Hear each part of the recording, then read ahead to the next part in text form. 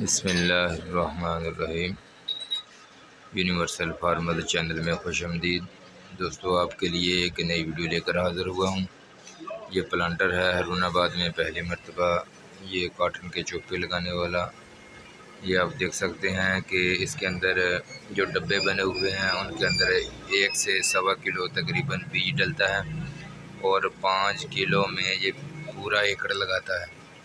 2-2 दाने, एक दाने, जितने दाने लगाने हो वो आप लगा सकते हैं। इसके साथ आप इसके अंदर कपास से लेकर मूंगफली तक, धनिया वगैरह सब्जियात तकरीबन सारी लगती हैं।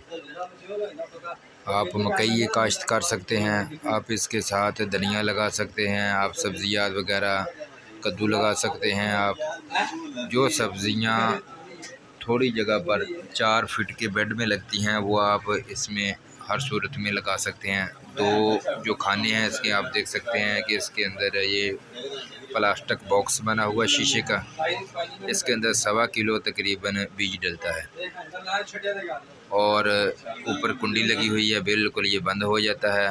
और हर बॉक्स के अंदर एक बुरश लगा हुआ है जो बीज को साफ़ करता है। बिल्कुल अगर बीज के साथ कोई ऐसी चीज़ लग जाती है, मिट्टी वगैरह, धूल वगैरह इसके अंदर जाती है तो उसको सफाई करता है और सफाई के साथ वो 2-2 दाने, एक दाना ज़मीन में लगा